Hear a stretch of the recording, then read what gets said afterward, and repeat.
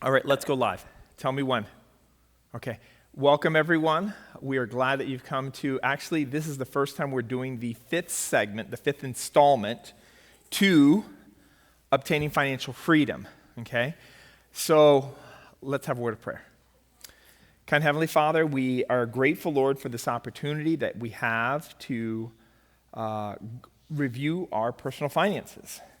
We know, dear Father, that this is an area that you want to give us victory. We pray, dear Father, that your will would be done in our lives tonight. In Jesus' name, amen. All right, obtaining financial freedom, part 5. Do you know how to get there? Okay. Listen to what the Bible says. The Bible says, suppose one of you wants to build a tower. Won't you first sit down and estimate the cost to see if you have enough money to complete it? For if you lay the foundation and are not able to finish it, everyone who sees it will ridicule, saying, this person began to build and wasn't able to finish. Right? Interesting. Who's talking here? This is Jesus talking. Okay? All right, let's go on. There's another verse. Proverbs chapter 24. Verses 3 and 4, it says, by wisdom a house is built, and through understanding it is established. Through knowledge, its rooms are filled with rare and beautiful treasures. I like that passage. Okay? So let's see. The last time we were together, right, what did we learn during the last session? We talked about investing for tomorrow. We talked about the 401k. We talked about the Roth. Who remembers anything? Tell me one thing about any one of those topics. I'm sorry? Anyone? Tell me one thing about any one of those topics. Investing for tomorrow, the 401k, the Roth. Some of you were here to see that session. Some of you have seen the session online at home. So tell me one thing about it. What did you learn about it?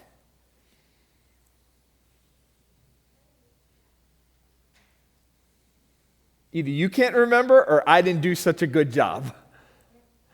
Okay? So let me tell you, investing for tomorrow. If you don't invest for tomorrow, there will be nothing. Okay? You invest for tomorrow so that you can have options. Okay? What is a 401k? Sure. Save it when you're old? Oh, that's one thing. Yes. It's retirement money for old people. Yeah, I mean, when you get old, because we're all going to get old, okay? Believe it or not, at one time, I was 17, some time ago. I'll leave that alone, okay? But the difference between a 401k and the Roth, if you remember, is the 401k uses pre-tax dollars, and the Roth uses post-tax dollars.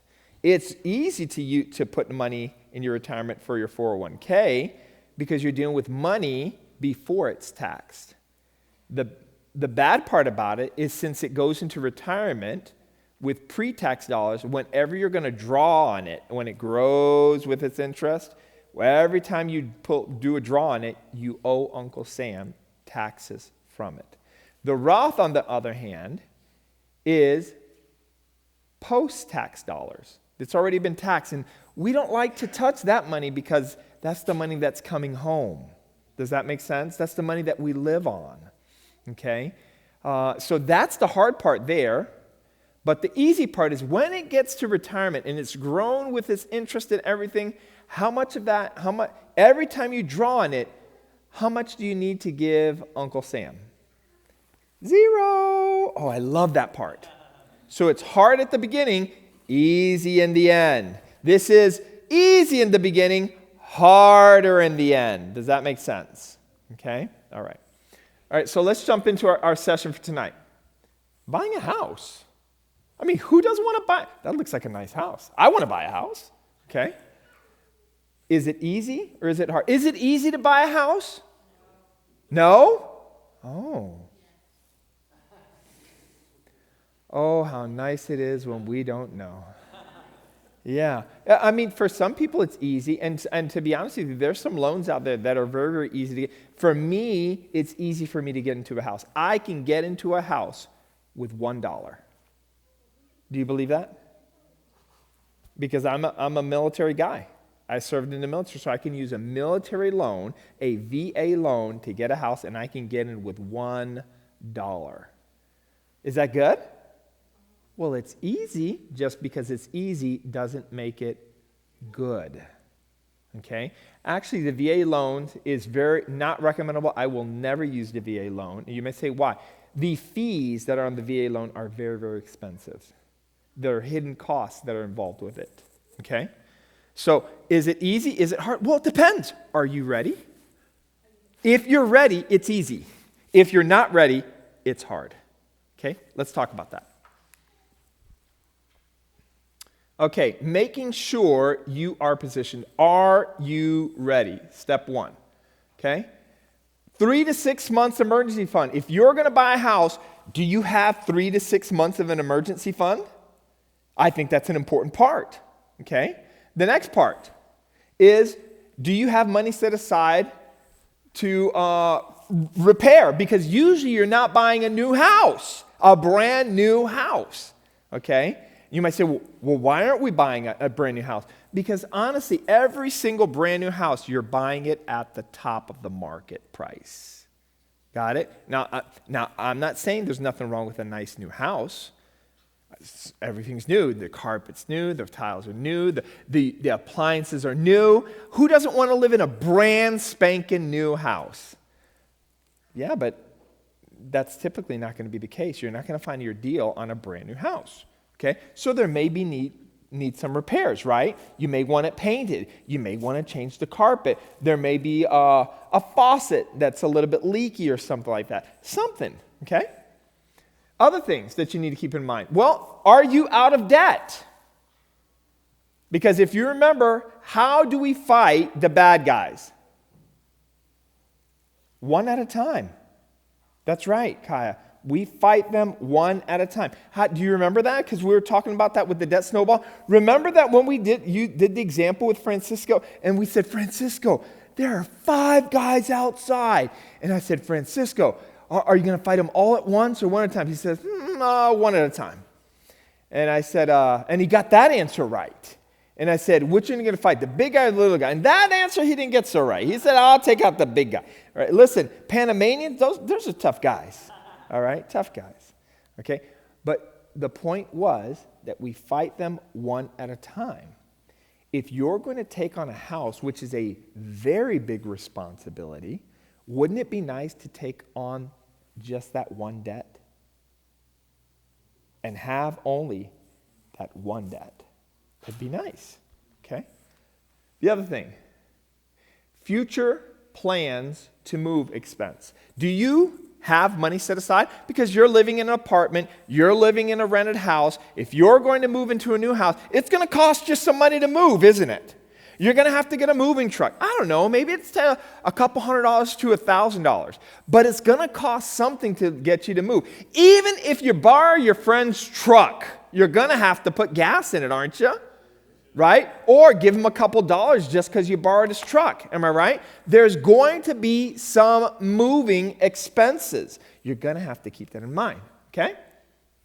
All right. And, well, if you're positioning to get ready to pay, well, you're going to have some fees like your down payment, your closing costs, and we talked about moving, right, already. So you're going to have these different fees that you're going to have to keep in mind. Okay? And by the way, your emergency fund is not your down payment. Your emergency fund is not your closing costs. Your emergency fund, do you know what the goal of the emergency fund is? Collect dust. That's all it's there. It's the fire extinguisher that sits on the wall, right? You don't want an emergency to come and you're going in to fight this big old fire, your emergency, with a half-full fire extinguisher. You know what that's called? You're going to get burnt. You're going to get burnt. Somehow you're going to get shortchanged because you used it. It's only for emergency. Is buying in a house an emergency? No, it's not. It's a planned purchase. Okay? All right. Number 2, how much house can you afford? Well, I don't know, right? I heard somebody went into a car dealership, and he says, well, how much car payment can you afford? And he goes, well, it depends. What do you got, right?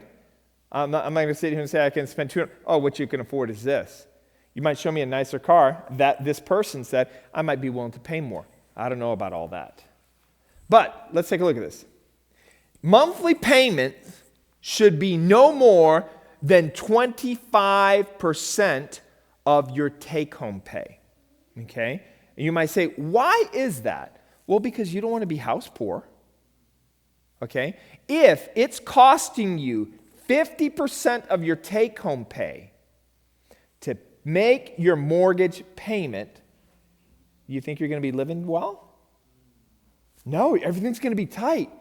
You're going to be like, hey, if you want to go out to eat, take your dinner outside, right? If you want a sandwich, cut the bread in half. Are you with me? All right? So that's the ideal. The other thing is that the 25% should include the principal, the interest, the property taxes, the house insurance, and the private mortgage insurance, PMI. Okay? That's what that 25% should. You might be thinking, oh my goodness, then how much house can I afford? Well, it depends. By the way, do not be like the Joneses. The Joneses, the average family is leveraged up to their nose. Okay? They do everything on credit. They're living way in debt, way above their means because they're trying to keep up with the Andersons across the street. Okay? They buy a new car. Across the street, they have to buy a new car. Listen, don't do that. Don't live that way. Learn to live off of principles, and these are the principles that I'm sharing with you. Okay? The other thing is owners association fees should be kept in mind. Is the house that you're buying, is it an HOA suburb where everybody has to keep their grass cut? Maybe there's a community pool and you have to pay fees per month. You have to keep that in mind. I've seen some places that they actually charge about $250 HOA fee every month. So that's not paying off the house. You pay off the house, you still have to pay the HOA fee. Okay? And caution with the 2836 rule. Okay?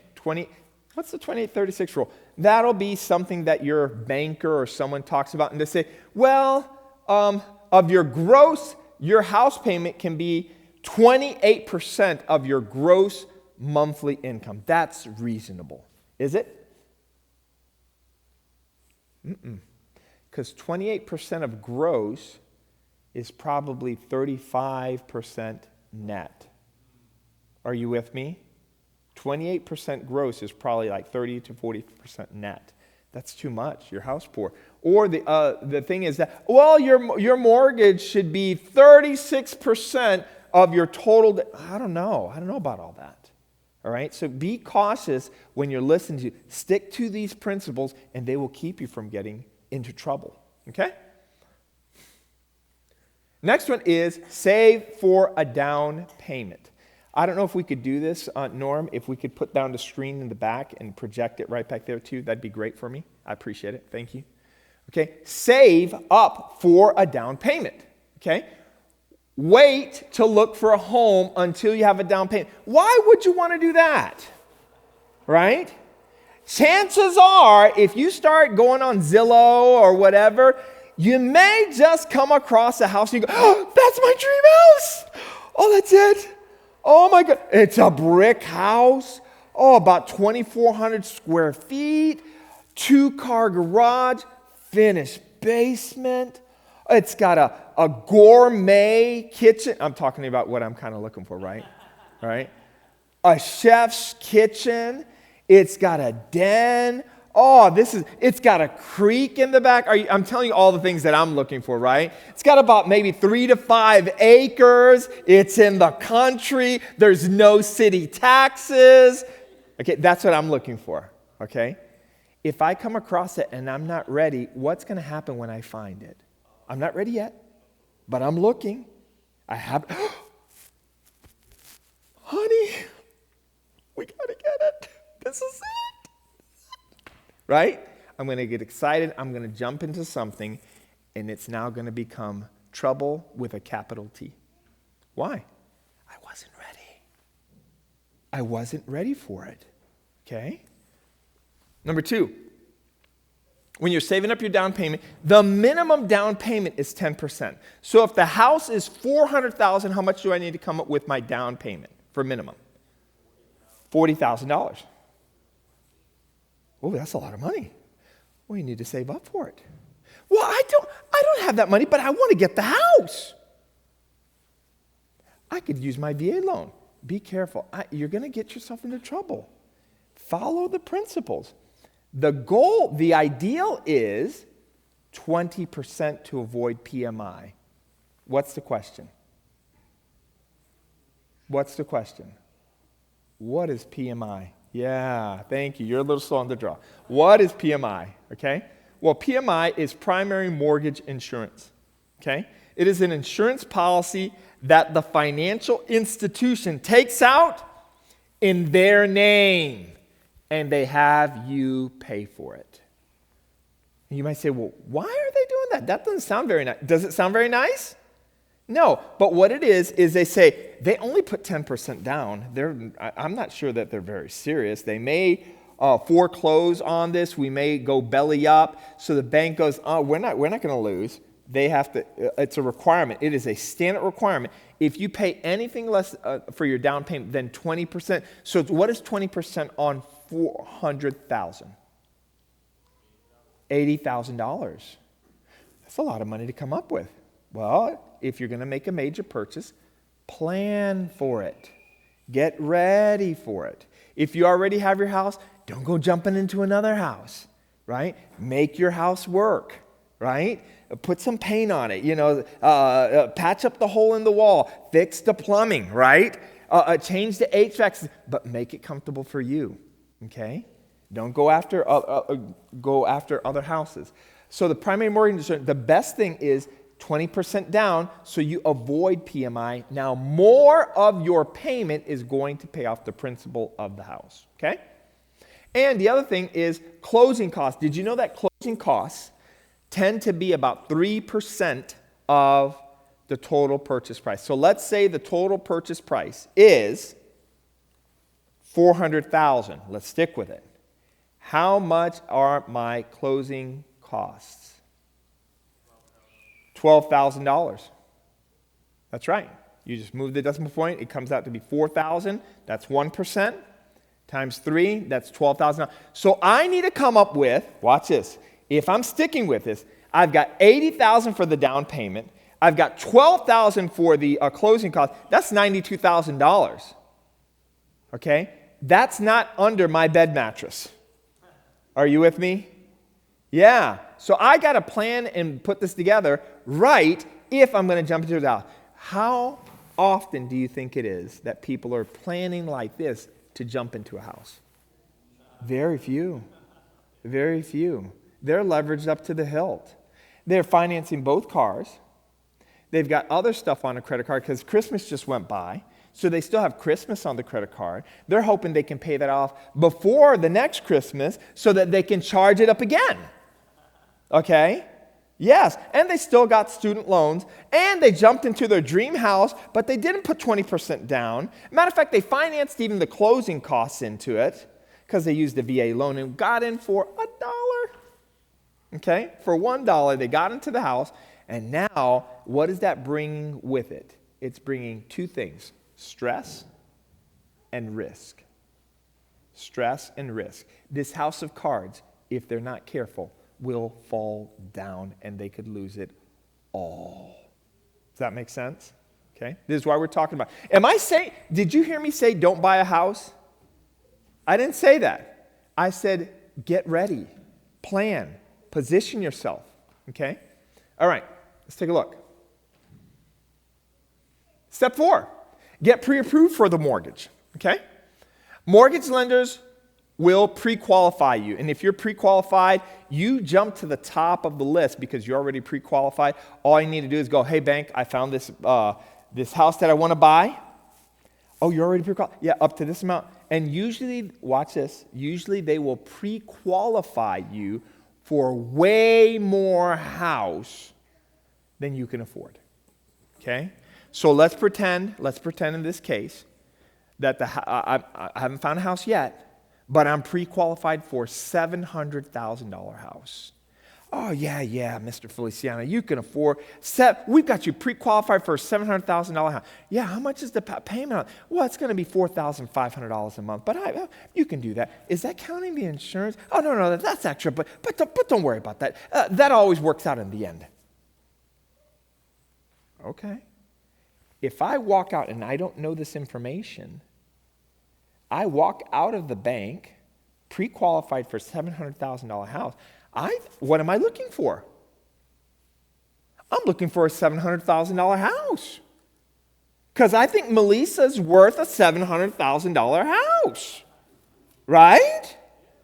And then all of a sudden, I'm leveraged to the hilt. Something happens in the economy. We have a recession. They put me on furlough for a little bit. Right? And then all of a sudden, how in the world do I pay the house? Well, my emergency fund will only last so long. And in normal cases, I don't even have an emergency. My credit card's my emergency fund. Okay? But in this case, for pre-qualified, I would recommend credit unions preferred. They're probably one of the only institutions, the few institutions, banking institutions, that still have a soul. Okay? Because Bank of America, Capital One Bank, all of them have lost their soul. They have. And if you're wondering, what do I base that on? 2008. Freddie Mac, Fannie Mae. Okay? That was the big house scandal where all of the banks were fleecing the market to make tremendous profits. And a lot of people lost their house. Okay? Other thing. Fixed rate conventional loan. All right, say it with me. Ready? Here we go. Ready? Fixed rate conventional loan. That's the only loan that you should consider. And you might say, well, why? Well, one, it's because it's fixed rate. That means the rate is not going to change. Whatever rate you lock into, that's what it's going to be. Okay? An adjustable rate will start off low, and later on, and you go, well, low sounds good. 2.8? Yeah, I'll sign up for that. But a few years later, it leverages up to 10%, and now you're ready to lose your shirt. And now it doesn't seem like such a smart idea. Oh, I was smart. I locked, I got a 2.8 adjustable, huh? Sounds smart at the beginning, but in the end, ends up costing you big time. Okay? The other thing, 15-year term instead of a 30-year mortgage. Now, what is industry standard?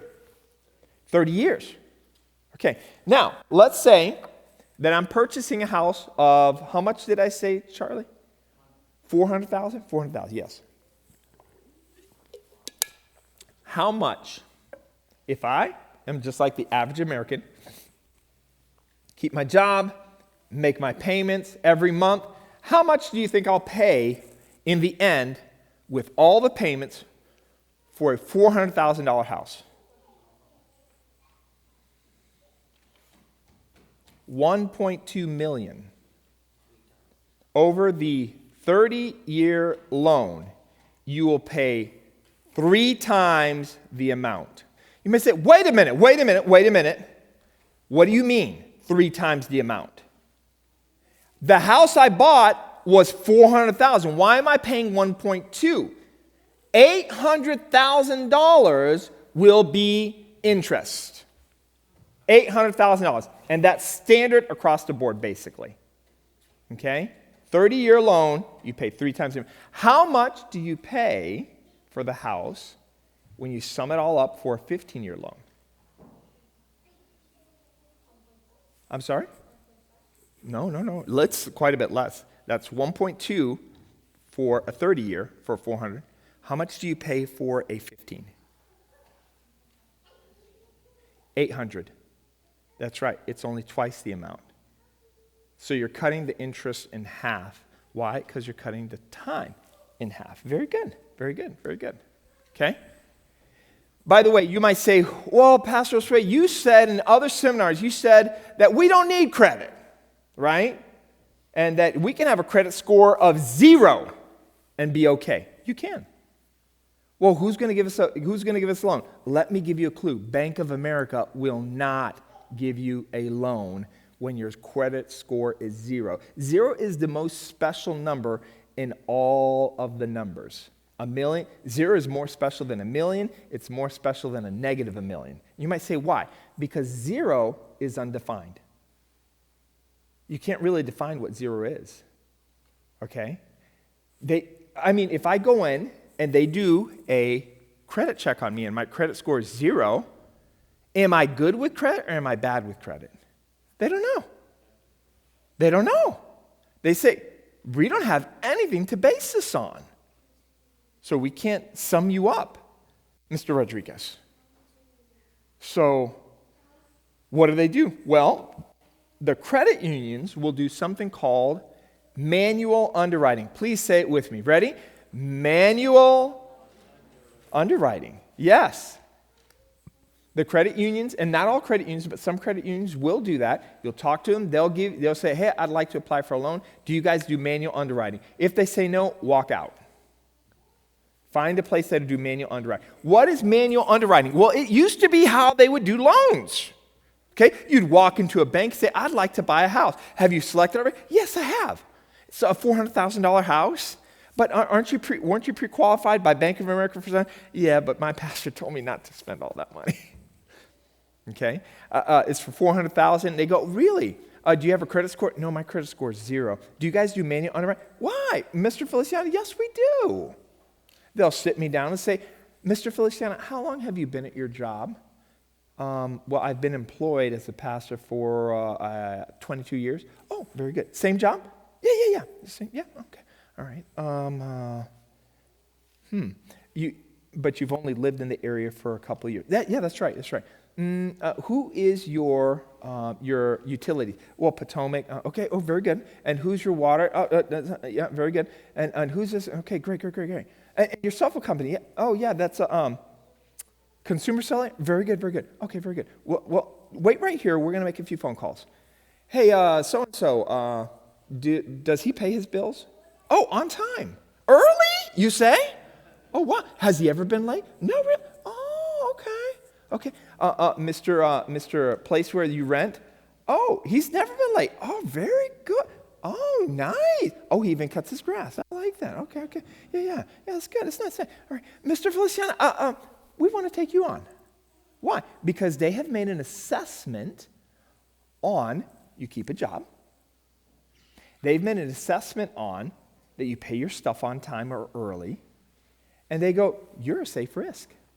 We're going to give you the loan. Well, that's cool. And I get the loan with a 0 credit score. Okay? The other part.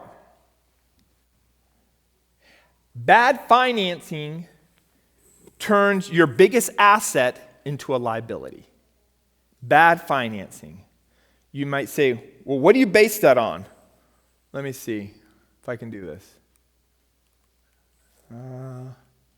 Okay, this isn't working. I was going to use a laser. What am I doing this on? The adjustable rate. It's a bad financing idea. And now it turns this beautiful house with the still gourmet kitchen with the brick on the outside, okay? With the 2-car garage, with the finished basement, right? With the ensuite, right? All that nice stuff. It turns it into a liability. It turns the blessing into a curse. You might say, well, why? Because now, because of bad financing, it is turning this beautiful house into a place that's really hard to pay for. Okay? Let's go on. Number 5. Find the right real estate agent. You might say, well, what's that? Well, a buyer agent usually is free as the seller pays the fees. Did you know that? So you could find out when you're interviewing your real estate agent, and I do recommend one, that you have one because that's what their business is. The other thing is that look for someone who's closing about 35 houses a year. You want someone who's got some experience, right? Someone who can negotiate on your behalf. The other thing is the agent should work in your best interest. If for some reason you feel you get that sense that they're kind of slimy, walk away. Walk away. Does that make sense? By the way, don't sign anything, but walk away. All right, the other thing, go house hunting. Now you're ready. You're at step 6. You can go house hunting. Don't compromise on location or layout. Why is that? Why is that? Those are the two things that are not going to change. Doesn't matter how much lipstick you put on a pig, it's still a pig. Does that make sense? I mean, you can shave it, you can wash it, you can put lipstick on, it's still a pig. Okay? Do not compromise on location. Oh, honey, isn't that a beautiful house? But it's not where we want. Yeah, but it's got the gourmet kitchen, it's got the bricks, it's got the 2-car garage, it's got the tile floor. Honey, come on. Ensuite. It's in the middle of the city. It's not what I want. Don't compromise on layout or location. Okay? Remember, this next one is look past the surface. If you're going to buy a house, maybe it's going to have a few things to fix up. Maybe it's a deal. Look past the surface. The other thing is buy the least expensive home in the best neighborhood you can afford. Buy the least expensive home in the best neighborhood that you can afford. That's a pretty good idea to live by. The other one is pay attention to home values in that area. And the last one is research the school district before you buy the house there. See what the schools are like. You might say, well, I don't have kids. See what the school is like anyways. Because those are going to be the kids that are going to be around that neighborhood. Does that make sense? Okay? 7, make an offer on the house. Okay? Signed purchase agreement with the seller. That's what kind of gets the ball started. That's when you know you are in the deal with the person. You need to have a signed purchase agreement. Okay? Being pre-approved expedites the process. Again, hey, by the way, I'm pre-approved. Right? You don't know how many deals follow through with people making offers on houses because they are not pre-approved and they never can get financing. Okay? Earnest money deposit, that really is a security deposit. Okay? And that's your way of saying to the person who's selling the house, I'm serious. Now, if your financing doesn't work out, then you can get your earnest money back. Okay? However, if all of a sudden you're signed up for the deal, you're saying, I want to buy the house, and you're putting down that money, if you walk away from that deal for any frivolous reason, like, no, I just don't like the paint on the house, you lose the earnest money. Okay? Closing date. Okay? And you might say, you're going to hear these terms, and the closing date is the day when you go to sit down at the table, you bring your check with your closing costs and everything, and that's when the deal is final. Okay? All right. Number 8, get a home inspection and appraisal. Okay? Contingencies are simple conditions that must be met for the home to be purchased, right? So you may say, okay, yeah. I'm ready to sign the deal. However, the fireplace is cracked. I want that repaired. Okay? Or that tree in the front yard is dead. I want it removed. I don't want to have to pay for it. If you remove that tree and get it taken down the correct way, I'll buy the house. That's a contingency. Those are examples of a contingency. Or say that roof is ready to go. I need a new roof. Either that or lower the price, and then I'll do it. Does that make sense? Those are contingencies. Okay? Important to have an inspection. Okay? When you might say, well, why? You don't want any surprises. Okay? You don't want to find out that there's asbestos in the house, or that there's termites, or that there's a water leak in the foundation, or that the foundation is cracked. you want to get an inspection. To be honest with you, the housing market just recently has been white hot. Houses have been sale. In order to buy a house, you would have to pay above the asking price. Okay? And people have been paying above asking price, no inspection. And I'm just thinking, are you crazy? That's like playing Russian roulette. That doesn't make sense. Okay? Appraisals. And you might say, why do we need an appraisal? I get the house inspection, but why do we need an appraisal? Appraisals assess the value of the property, and they keep you from overpaying. They'll say, this house, have other houses sold similar neighborhoods, similar areas? They'll compare and go, well, this house is valued at this price because a house just like it has sold around this price. And it keeps you from overpaying on the house. All right, let's talk about debt, because today we're going to be covering how to get rid of old debt. We talked about purchasing a house, how to get rid of old debt, and we're going to be looking at advanced envelope system tricks. Okay? All right, how to get rid of old debt. Here we go. All right, so it says here, Theodore Munger said, debt is the secret foe of thrift, as vice and idleness are its open foes. The debt habit is the twin brother to poverty. I like that. I like that. It's really telling, isn't it? Okay, next one. Let's jump into it. Let's talk about normal and current debt. How do you deal with it? Well, sorry, jumped ahead too quick. Current debt should be dealt with using the debt snowball, right? Remember? Have you heard about that before? All right, so here we go. Debts are in order from smallest to largest. Minimum payments to all except the smallest one. And pay as much to the smallest one and then roll into the next, okay? These are things that you know. These are current debts. Now, let's talk about first things first, and this is pretty important. So we're going to spend just a little moment here. The first things first. What's first? Food is first. Okay? On the table and in the fridge. That's the type of food we're talking about. Food is first. Second is utilities, lights and water running. Third is shelter, current, on mortgage or rent. And the fourth is transportation. It gets to and from work. Let's stop here for a moment. If Josue has only $10 to his name, which do you think he's going to spend it on? Food. If I meet the needs of food, what do I go on to? Utilities. It goes in this order. This is a pecking order. If food isn't taken care of, I'm not moving on to anything else because we're going to eat. Does that make sense? I hope you're paying attention. This may sound a little bit funny, but I'm being very, very serious about it. This is the pecking order. If I've got enough money for food and utilities, what's next? I need a place to stay. Okay? What's more important than a place to stay? Utilities. What's more important than that? Food. Does that make sense? To be honest with you, I might be able to get it back on my rent a little bit, but I need the lights on. Imagine this. That's a great question.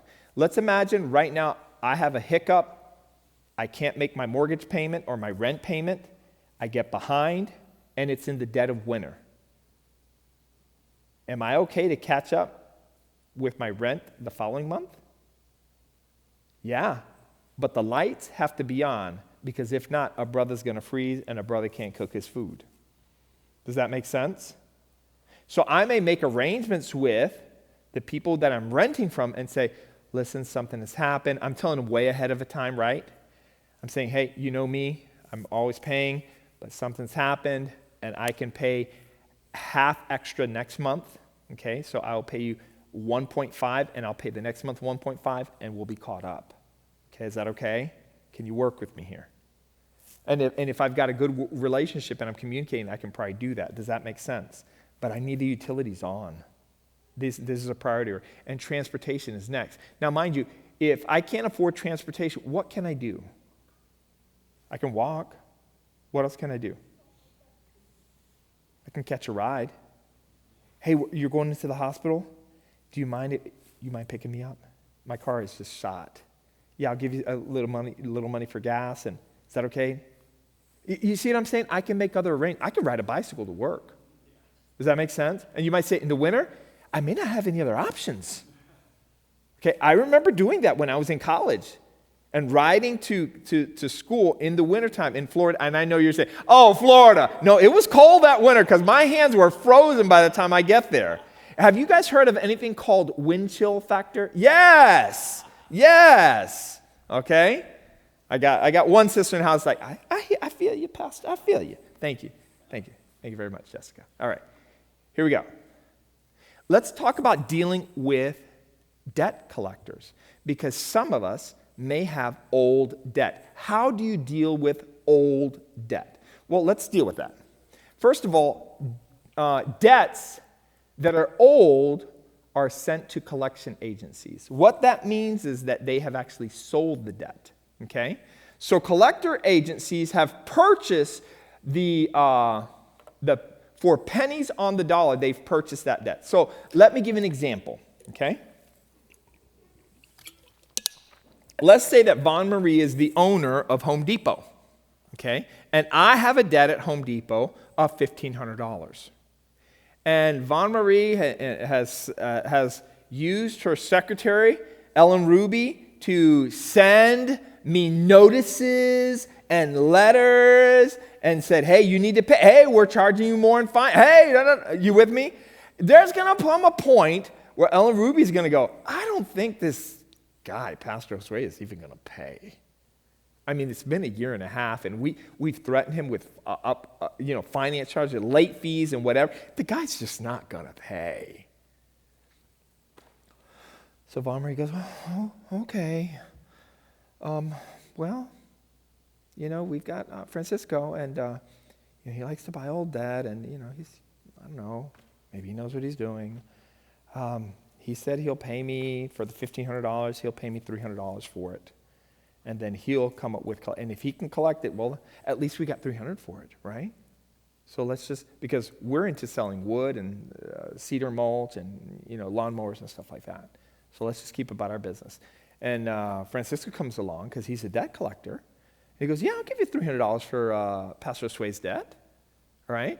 And now he calls us and say, yeah, we're calling on behalf of Home Depot, Pastor Josue. And he starts to harass me. He says, what kind of a pastor are you, right? Doesn't pay his debt. I mean, does God even take you seriously? I mean, he really starts to go after me. Why? He wants to do whatever he can to make me feel bad so that I will pay him some money, right? Now, mind you, knowing Francisco, because he's a debt collector, do you think he's going to collect $1,500? Oh, no. Francisco wants to collect $2,400. Finance, you really put Home Depot out, come on now. He's just trying to pat his pocket. How much did he pay for it? $300 for the $1,500 debt. He's telling me, listen, if you pay today, $2,400, we're done. But if I have to call you in a month, it's $3,000. Okay? He can do whatever he wants. All right? Let's go on. Francisco, sorry, that was just an example, okay? All right, so with some money, you can begin to negotiate with companies one at a time. Because remember, we fight people one at a time. Okay? And potentially settle the debt for 25 cents on the dollar. Oh, wait a minute. Are you saying that if I had 1,500, let's see, 1,500, a fourth of 1,500, that'd be 750, that's half, right? Yeah. Half of 375. So you're saying that I might be able to settle the whole debt for 375? Yeah, you can. So how does that work? Well, you give a call up and go, hey, is this Francisco? Yeah, this is Francisco. This is Mr. Feliciano. He hasn't called me yet. And he goes, oh, Mr. Let me pull up your account. Yeah. Oh, yeah, you owe $1,500 to Home Depot. Yeah, with finance charges, it's $2,400. Listen, Mr. Francisco, I don't have $1,500. I will tell you this. I'm trying to settle my debts and everything. I've got $375. Well, yeah, that's a start. That's a start. Send me to 375, and at least that'll be a start. He says, no, Mr. Francisco, I'm ready. I'm wanting to settle my debt for $375. Oh, no, that can't happen. Okay, well, bye. Click. Give him a call the next day. Mr. Francisco, good afternoon to you. I remember me, Mr. Feliciano, I called you yesterday. I just wanted to see when you went to bed last night if you were able to think about it a little bit, because I still got $375. And he goes, are you kidding? Click. Well, that doesn't sound very Christian. This is business. The next day, Mr. Francisco, how you doing, brothers? The Cisco kid. Yes. Listen, I've got $375. Are you serious? Listen, Mr. Feliciano, are you going to call me every day? Yeah, actually I am. And legally you can. And he goes, you know what? I usually don't do this, but if you give me $400, we'll settle it. Okay, I will, but give it to me in writing. When you send me an email in writing that says that $400 settles this account, I will send you a money order for $400. Notice that I did not say I would send him a check. Got it? I will send him a money order for $400. I will send it certified. Return receipt. Are you following me? I will print off that email, and when I receive that Cisco kid signature, I will staple that. I will put that in a fireproof safe.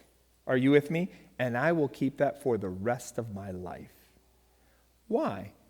Because Mr. Francisco's collection agency will try to come back on me.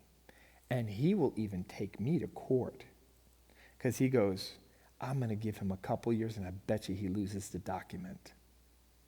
And before you know it, if I've lost that document and can't prove, then guess what? When he takes me to court, guess who wins the case?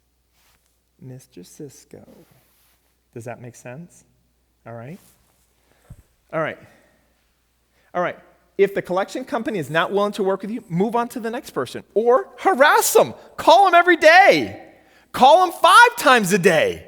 Before you, listen, there's a reason why Jesus put the story of the widow, right?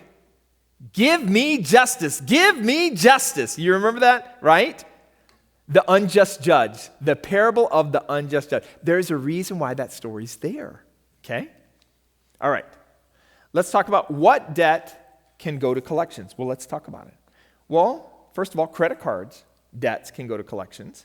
We also have car loans can go to collections. We also have medical and hospital bills can go to collections. We've got student loans that can go to collections, and we also have mortgage payments. So everything that you can have a debt on can go to collections. There's one of them that is not bankruptable. Do you know which one that is? I'm sorry? No. Student loans. Why? Why are student loans not bankruptable? Because they are government-backed. The government has sold them. They're government-backed student loans. So what is that saying? The government is saying, listen, if Larry doesn't pay his loan, we'll make sure you get paid. So, well, it sounds pretty good, doesn't it? It kind of sounds like if you don't pay your loans, Uncle Sam will pay your loans. Well, is that true? I think that's actually pie in the sky. I don't think that's true. And if it is, someone's going to have to pay for that. Some taxpayer is going to have to pay for that. Does that make sense? Okay? So what the government is doing is they go, oh yeah, we'll back that loan. And guess what? How are they backing it? You can't bankrupt it. It will be with you for the rest of your life. And even if you file for bankruptcy, which is legalized stealing, what do you call it, right? Okay, it's a debt that you have, that you owe. And sometimes people will take back the property or take back the house. It depends on what kind of, what filing you do with it, okay? But student loans are not bankruptable. You can't get rid of them. The only way you can get rid of them is Pay them, or you got to die.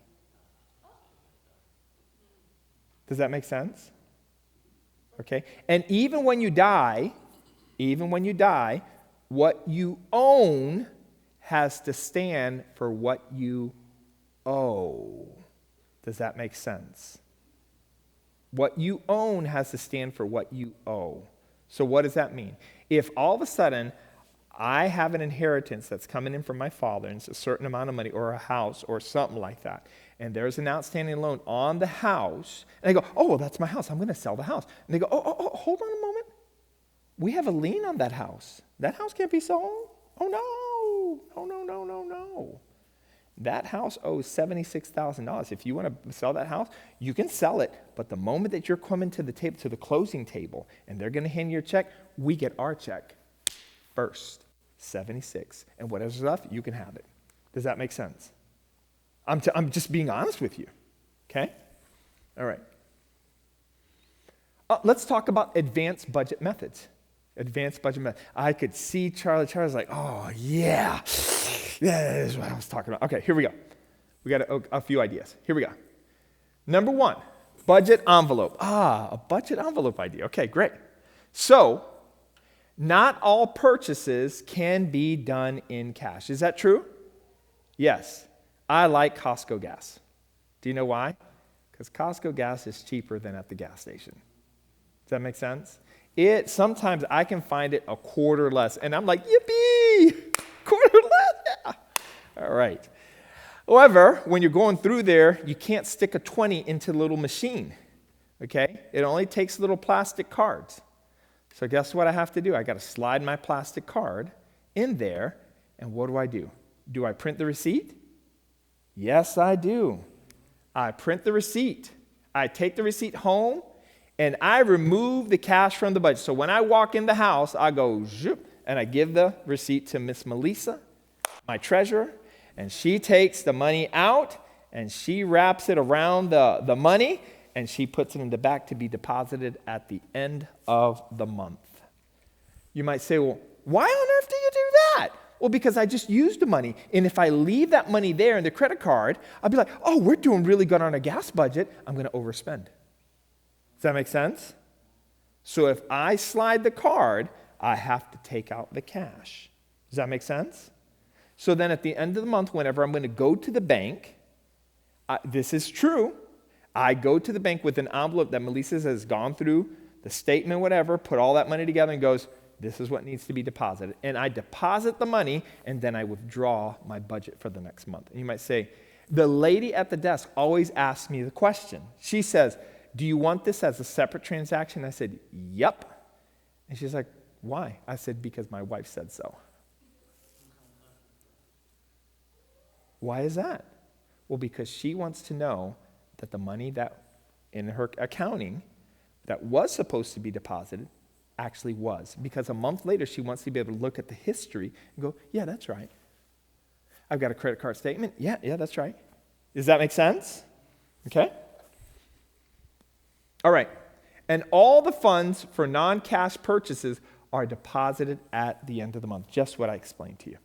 Okay? All right. Let's go on to the next idea. The checking account efficiency. Okay? So at the Felicianos, we have a checking account and we have a savings account. Thank you very much. Yes, we have a checking account, we have a savings account. Okay? So we try to predetermine a balance to keep in the account between monthly payments. Okay? So let me make up a number. I'm not going to tell you what my number is. But let's pretend that I say, after the bills are paid, we're going to leave $800 in the account. Okay? So once the bills are paid, we're going to leave $800. So if there is more than $800 in the account, what do we do? Well, anything over that amount that we have predetermined is like this. Have you ever baked, right? And you go and you get a cup of flour, and the cup is overflowing. And what do? You take a spoon and go level it off, right? Have you seen that before? So that's what we do. We go, oh, there's there's $850 in the account. We go, and the $50 goes over to the savings account. That's exactly right. Yes. This will help you hit your goals and maintain your budget to save more, right? So we don't try to leave a lot of money in the checking account. We leave $800. And then anything over that goes into the savings so that we can save up for, what are we saving up for? A house. That's right. Because right now, Mr. Feliciano is renting. All right. Any questions about anything we've covered?